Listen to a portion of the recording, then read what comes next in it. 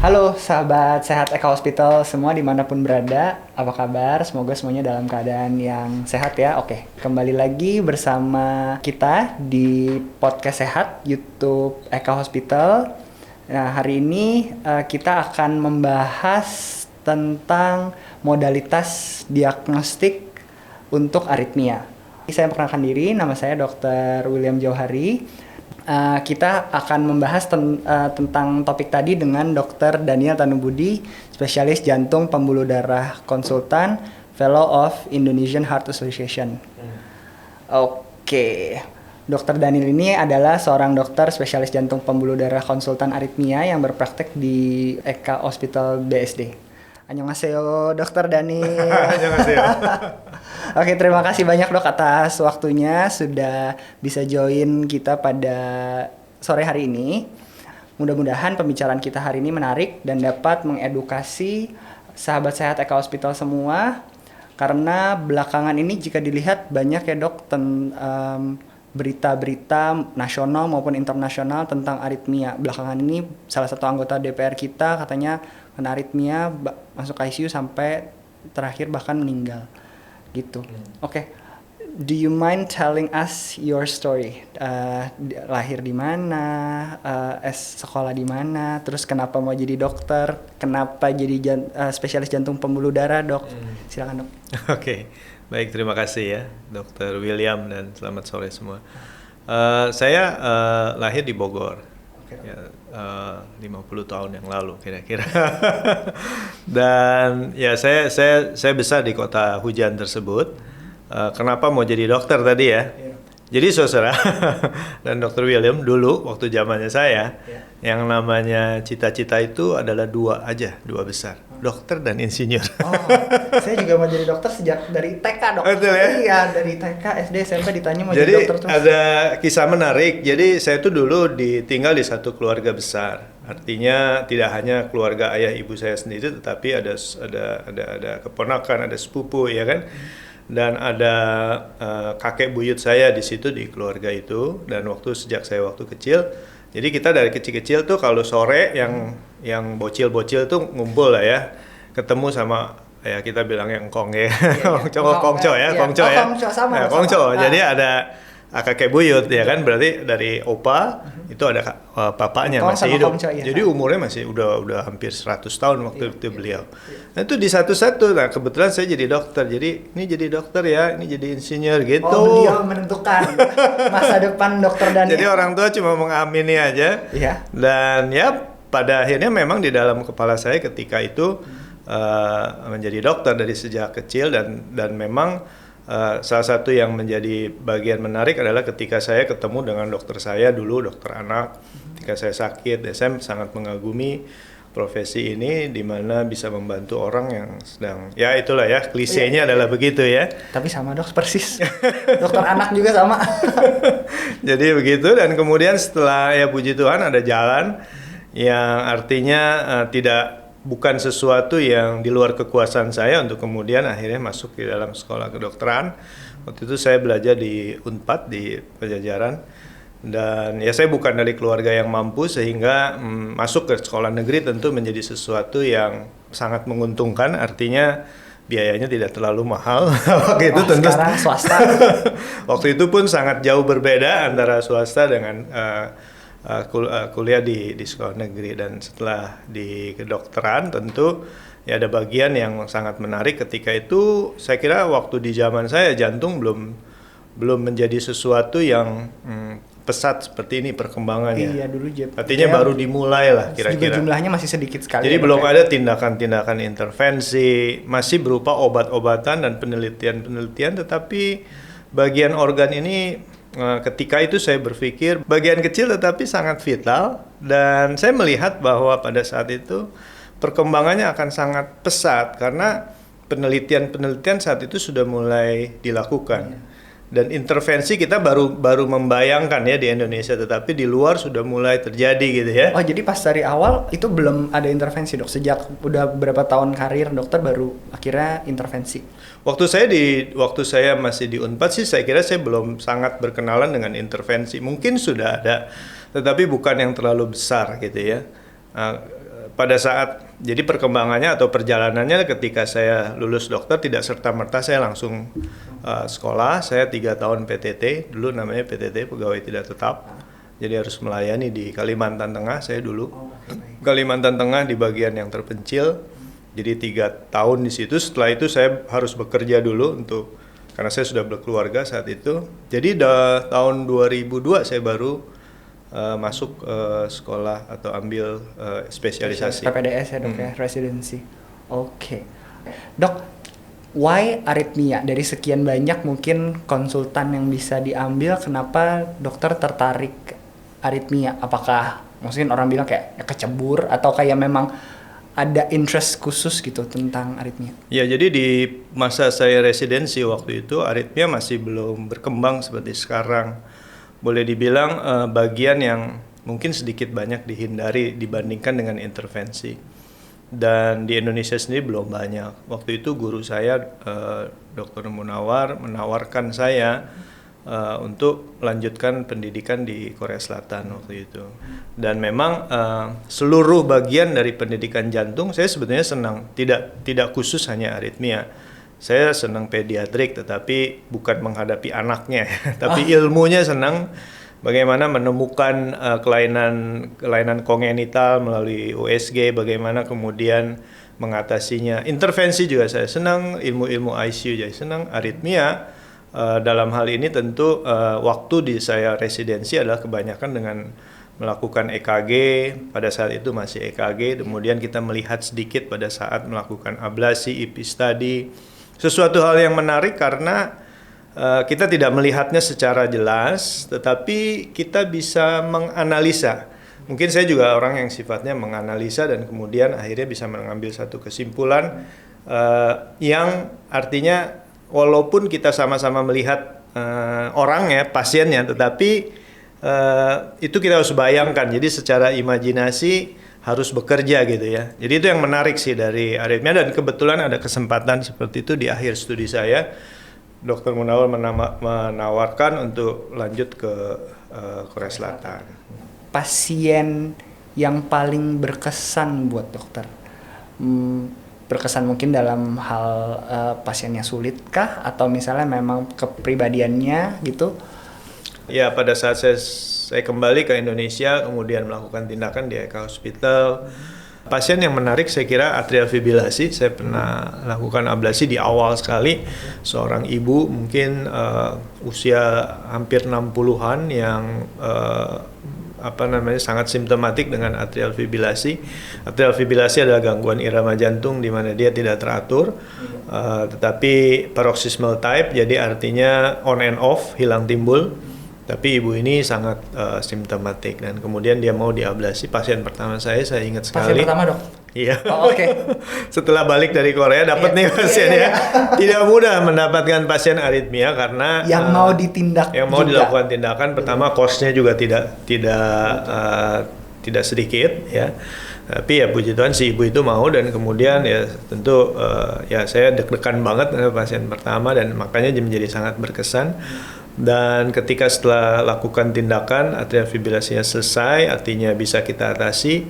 Tapi dalam perjalanan perawatan ada efusi perikardial. Efusi perikardial itu adanya cairan, penumpukan cairan di dalam kantong jantung yang merupakan satu resiko yang sebetulnya tidak jarang ya. Nah, apalagi pada pasien yang atrial fibrilasi di mana ablasinya sangat intens ya. Tetapi setelah melalui perawatan dan saya tidak perlu melakukan perikardiosentesis dan hasilnya baik ya, ibunya juga free from atrial fibrilasi sampai sekarang. Free sampai sekarang. Pertanyaan saya adalah bagi para sahabat sehat Eka Hospital yang ada di rumah, gejala awal apa sih dok yang mungkin muncul atau pasien aritmia apakah nggak selalu muncul gejala dok?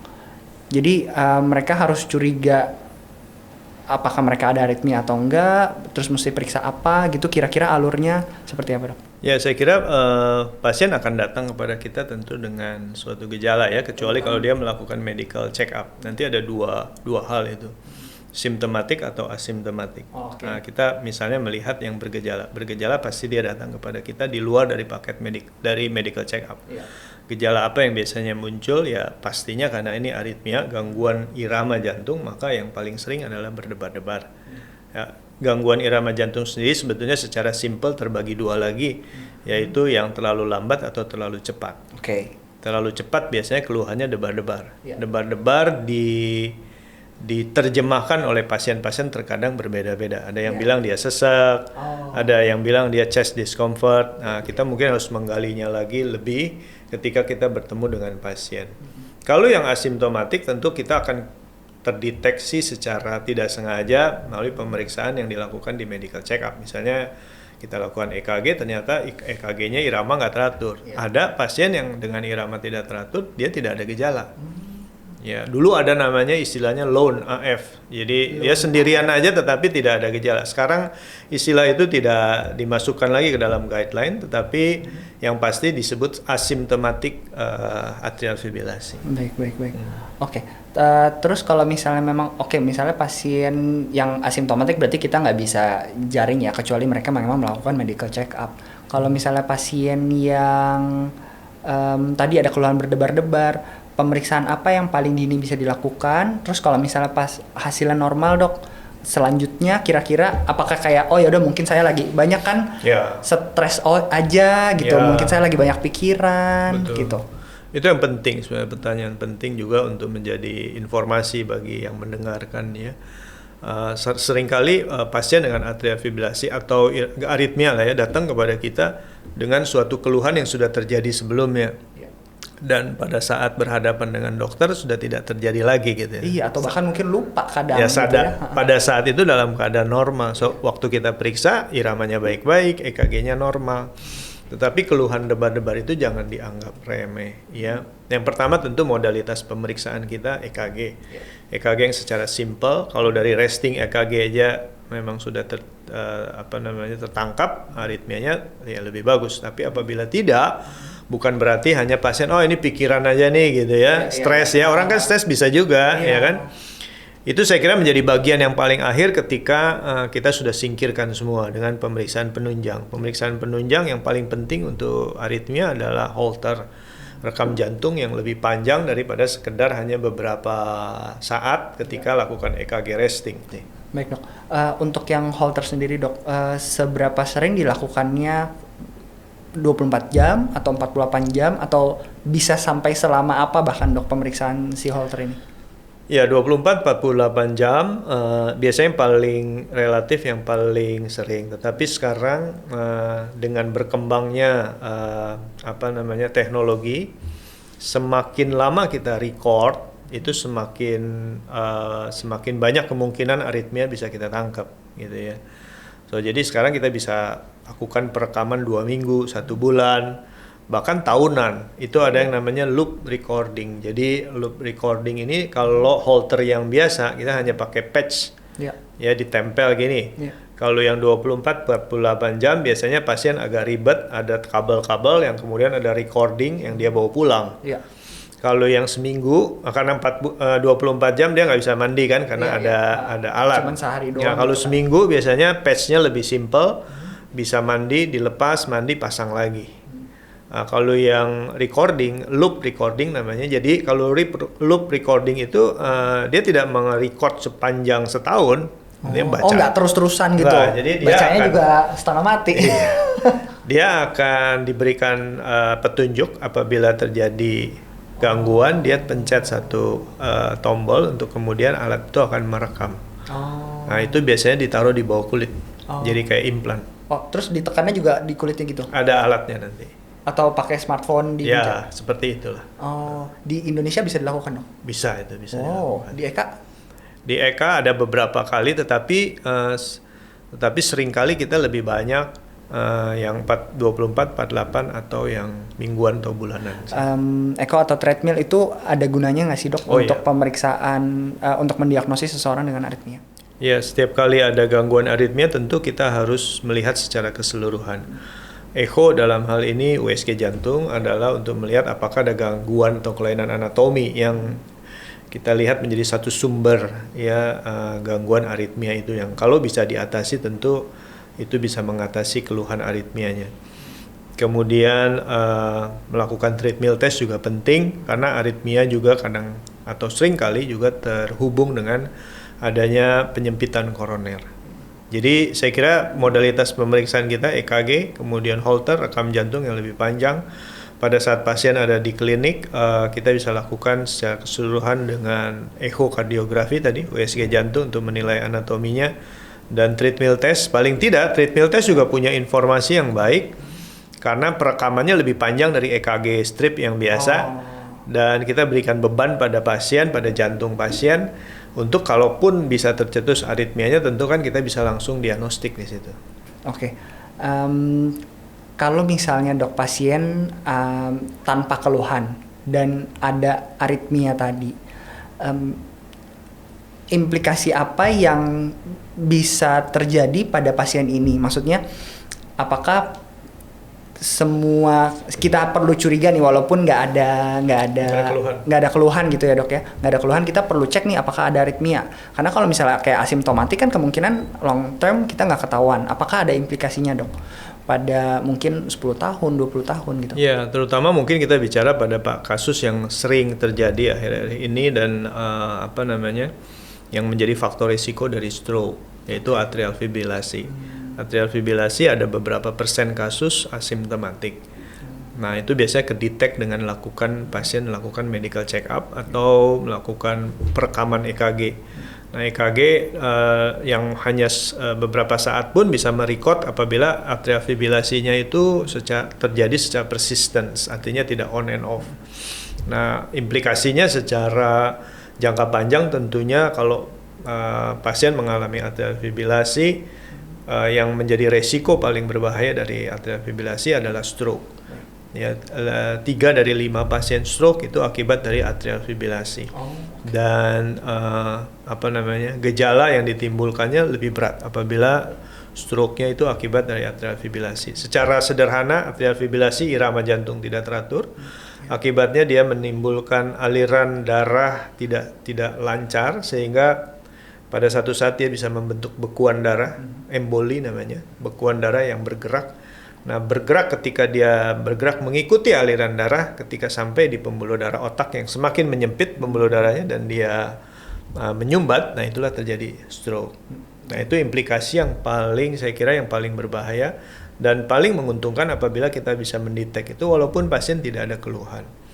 Ada beberapa kasus lain, misalnya WPW, ya. Wolff Parkinson White syndrome, tahu EKG yang EKG-nya sangat khas, yaitu ada delta wave dengan PR interval yang pendek, dan biasanya aritmia yang terjadi adalah tahikardia QRS sempit. Tahikardia QRS, oke.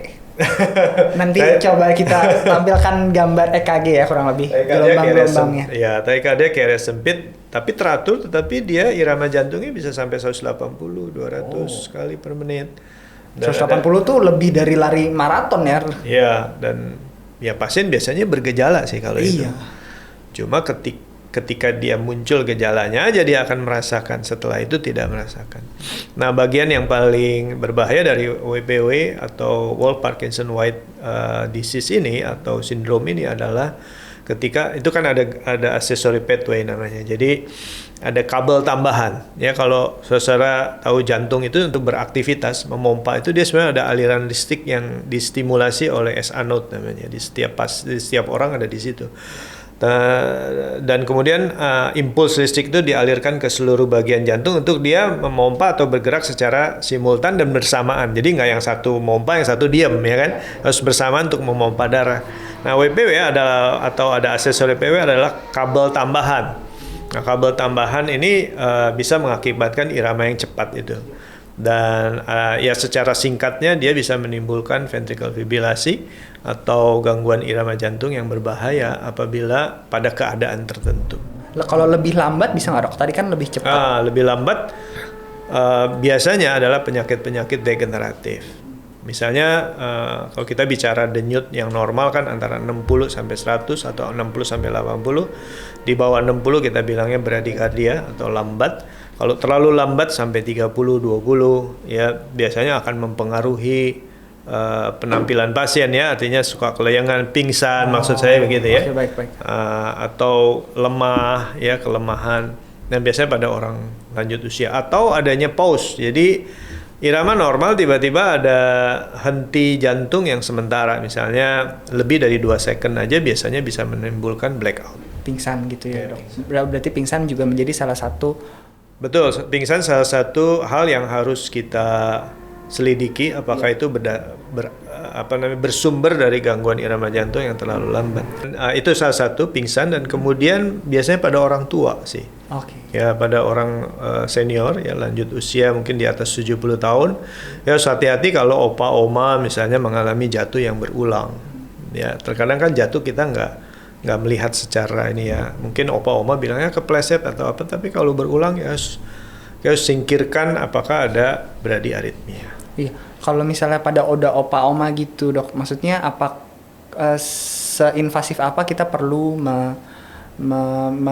tackle masalahnya gitu? Apakah kayak ya mungkin dengan obat, apalagi kalau misalnya kita melakukan misalnya tindakan ablasi gitu, apakah itu menjadi pilihan jika usianya sudah sampai mungkin 90, 95? Ya tentu kita harus lihat dari berbagai sisi. Kualitas hidupnya, artinya ketika kita lakukan tindakan apakah itu akan bermanfaat pada beliau, pada pasien. Ya memang banyak pada usia-usia lanjut kan memang tidak banyak aktivitas yang dilakukan. Tetapi saya banyak bertemu dengan orang atau pasien usia di atas 80 yang masih aktif. Dan ketika dia masih aktif terjadi bradiaritmia, pingsan, jatuh ya masalahnya kalau jatuh atau pingsan sebenarnya nggak masalah ya kan. Nggak masalah dalam arti tidak dia akan bangun lagi.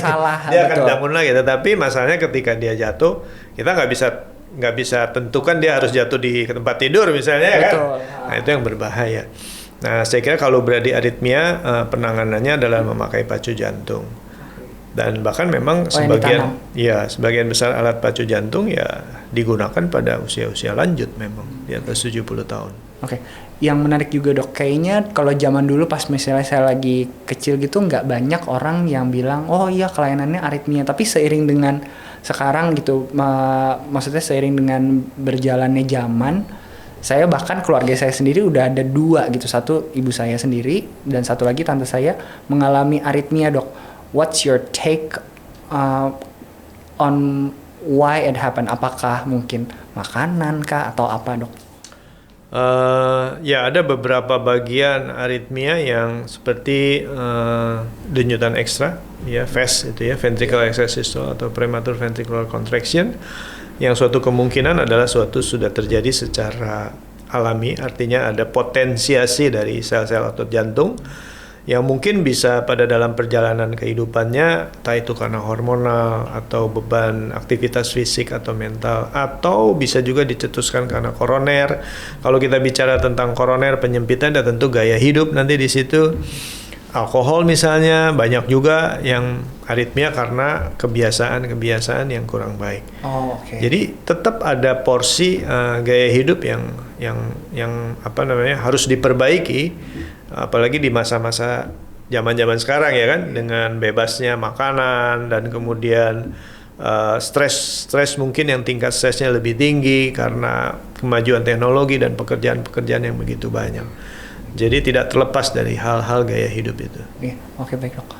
Ada lagi nggak, Dok, modalitas diagnostik yang bisa digunakan untuk mendiagnosis seseorang dengan aritmia? Misalnya ada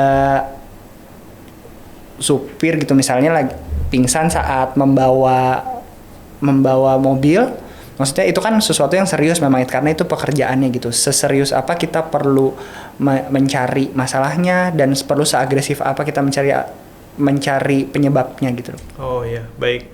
Ya itulah modalitas pemeriksaan secara tadi dibilang di clinical ya, di office lah ya. Tetapi secara lebih dalam apabila kita curiga tetapi kita tidak bisa temukan dari berbagai macam modalitas yang di office, saya kira kita ada EP study namanya. Jadi elektrofisiologi study itu salah satu boleh dibilang standar baku emas ketika kita menemukan gangguan irama walaupun pasien ini sangat bergejala dan kita sangat curiga gitu ya. Dan tadi seperti dibilang pekerjaannya yang membahayakan apabila itu tercetus ya kan. Nah, dengan elektrofisiologi study kita bisa buktikan. Elektrofisiologi study itu apa? Itu salah satu tindakan yang tidak bisa dilakukan di poliklinik. Jadi invasif, jadi memasukkan alat kabel ke bagian dalam dari jantung untuk kemudian kita stimulasi. Ya, dengan stimulasi itu kita mencoba merangsang jantung untuk menunjukkan gangguannya gitu. Iya. Nah, ketika gangguannya itu tercetus, Ya, ya betul dirangsang atau dipancing, ya ketika tercetus kita bisa langsung lakukan tindakan ablasi misalnya untuk mengatasi. Baik, menarik dok. Kalau misalnya kan kita mancing nih, kan mancing kadang dapat, kadang nggak dapat dok. Itu persentasenya atau semudah atau sesulit apa dok kita memancing si aritmia ini untuk keluar? Kalau misalnya memang nggak tahu mungkin tipe-tipe aritmianya. Baik, sepengalaman saya sih kalau memang dia aritmianya itu ada, dengan epi-study pasti akan tercetus dia. Dengan protokol perangsangan atau stimulasi yang kita lakukan, kalau dia memang ada aritmia pasti akan tercetus pada saat itu. Cuma harus diingat ya pasien harus free medication. Free of medication. Ya, artinya jangan makan obat-obat anti aritmia pada saat di epi study gitu, supaya tidak bias ya, supaya tidak terlindungi. Nggak ditekan. Jadi betul-betul natural dia. Kemudian kita lakukan, dan pengalaman saya sih pasti akan tercetus dia kalau memang ada gangguan irama. Ya, tapi sebagian besar sebetulnya dengan modalitas office itu kita bisa tangkap sebagian besar. Hanya sebagian kecil aja yang sepertinya dia bersembunyi. Oke.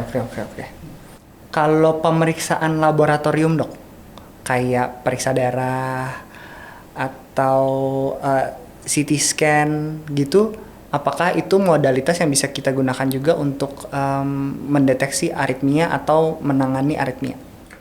Kalau pemeriksaan lab tidak ada yang secara spesifik ya untuk ke arah aritmia sebetulnya. Ya kecuali begini, kalau kita juga harus singkirkan aritmia bisa terjadi karena gangguan elektrolit misalnya. Elektrolit bagaimana kita mengetahuinya? Pemeriksaan laboratorium. Jadi apabila ada pasien dengan gangguan aritmia, tahikardia atau terlalu lambat sekalipun, harus pastikan apabila dia baru pertama kali mengalami itu, pastikan tidak ada gangguan yang reversible ya. Artinya jangan sampai kita ablasi tiba-tiba ternyata gangguan elektrolit. Oh, oke. Ngerti ya? Iya. Jadi itu harus di-tag dulu. Atau misalnya thyroid hyperthyroid misalnya ya kan, walaupun biasanya kan dalam bentuk tahikardia sinus ya, tapi bisa juga dalam bentuk atrial fibrilasi. Nah, itu harus singkirkan. Nah, mungkin pemeriksaan lab berguna untuk menyingkirkan hal-hal yang kita bisa atasi, yang sifatnya justru akan mengkonversi irama yang tidak normal jadi normal lagi. Berarti kalau si aritmianya bukan primary problemnya. Betul, dia mengikuti aja. Ya, secondary ya. Secondary. Atau kalau CT scan ya tentu kita harus, apabila kita curiga ada beberapa aritmia atrial fibrilasi pun bisa disebabkan karena penyempitan pembuluh darah koroner. Oke.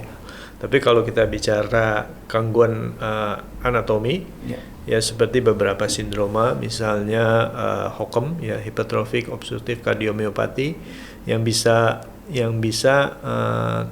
atau pasien bisa mengalami ventricle tachycardia atau atrial fibrilasi. Nah, itu bisa salah satunya diteliti dengan MRI.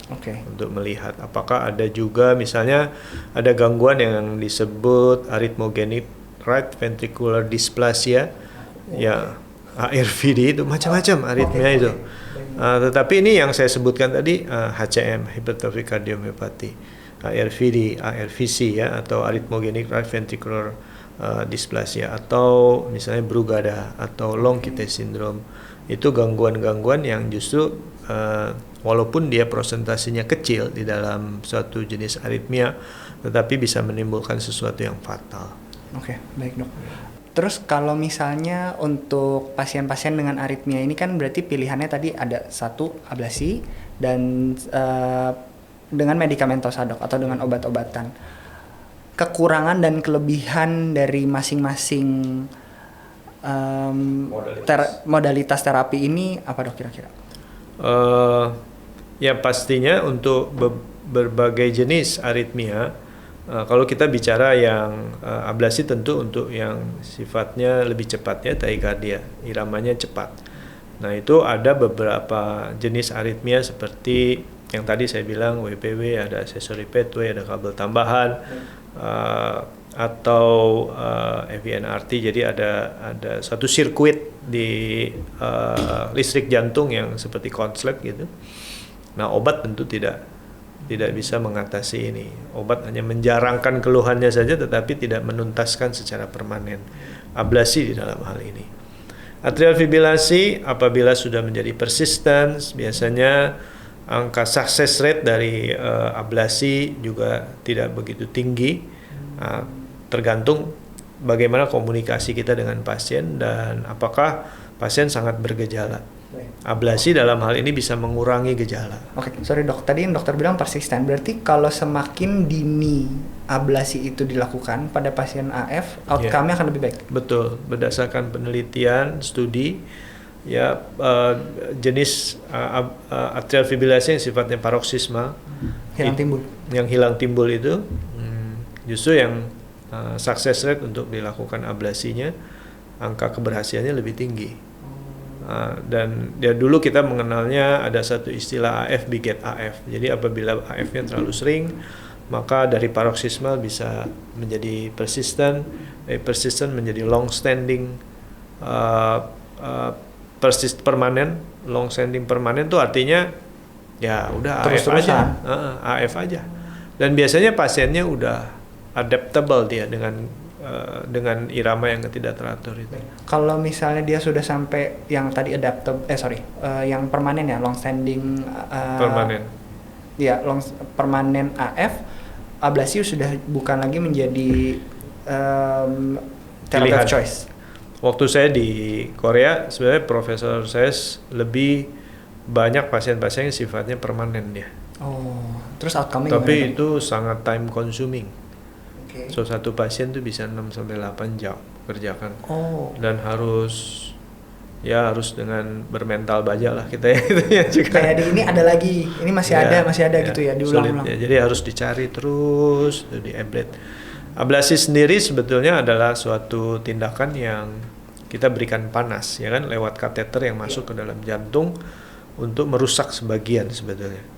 Ya, supaya dia jangan menimbulkan irama yang tidak normal. Tadi ibaratnya aliran listriknya diputus gitu ya. Gitu ya kan, kalau pada accessory pathway, kalau pada atrial fibrilasi yang masih paroksismal biasanya kita bikin barrier aja. Bikin barrier di vena pulmonalis dari atrium kiri ya, untuk supaya walaupun di dalam situ mencetuskan irama yang chaotic tapi dia tidak merangsang bagian yang lain. Nah, kalau sudah persisten, biasanya tidak bisa cukup hanya dengan melakukan barrier. Terus kejar bagian-bagian yang lain yang menimbulkan itu yang adanya di body, bukan lagi di vena pulmonalis gitu. Nah, itu yang menjadi kesulitan sebetulnya.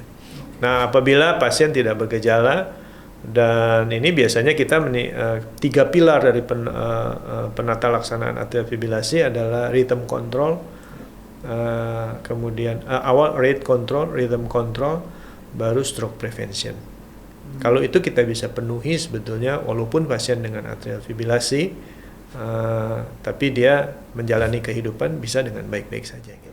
Oh oke. Jadi kembali lagi kalau misalnya kita tadi ya rate control, rhythm control, sama stroke prevention. Ya, bagian dari rhythm control adalah ablasi. Ablasi adalah bagian dari rhythm control, kan mengontrol ritme, mengembalikan dari irama yang tidak teratur menjadi teratur lagi gitu. Kalau di combine dok?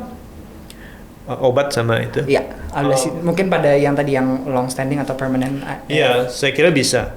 Dan itu bisa menjadi salah satu pilihan, apalagi kalau pasien bergejala. Kita bilangnya AF burden ya, jadi beban dari AF-nya bikin dia nggak nyaman, bikin dia cepet capek, sesek, kualitas hidup kurang bagus, ya kan?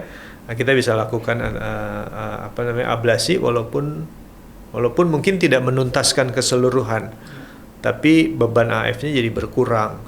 dan kemudian dilanjutkan dengan obat. Rate control, prevention terhadap stroke gitu. Oke, so last but not least, Dr. Daniel, apakah ada closing remarks dok yang mau disampaikan ke viewers kita terkait aritmia, terkait diagnostik dan atau yang lain dok, silakan.